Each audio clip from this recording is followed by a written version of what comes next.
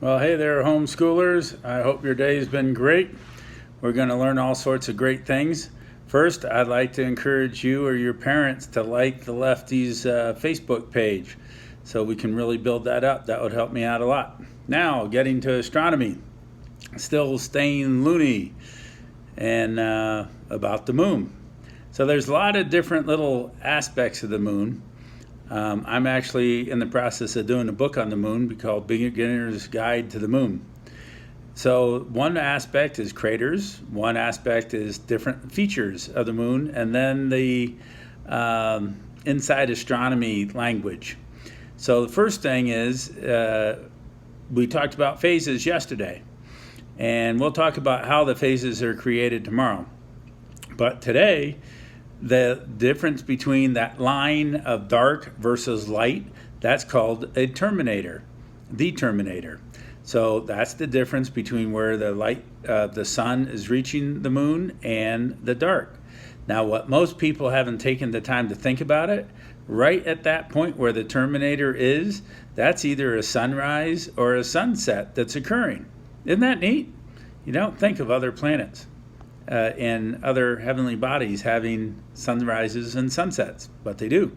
Now, their sunrises and sunsets are really boring because they don't have an atmosphere, so you'll never get that beautiful red and oranges and yellows like we do on Earth. We're very blessed to have that here.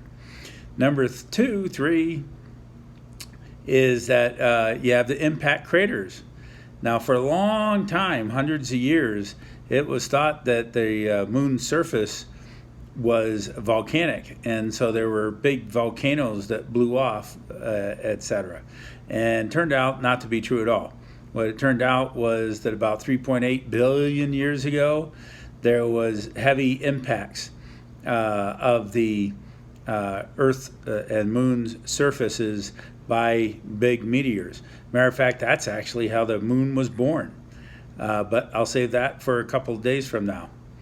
And the other thing that I wanted to talk to you about on the moon is it's best to look at the moon when the light from the sun is at a very shallow angle.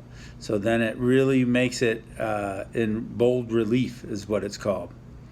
And the last thing, and I know I'm running a little long, I have some programs, some projects I should say, for your teachers to be able to teach you and how to have a little fun doing the phases of the moon.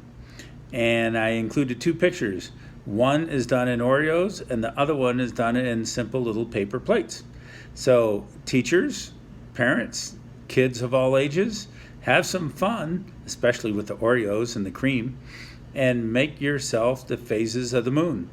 And remember, when it's the right side of the moon, that is waxing, and when it's the left side of the moon, it's waning.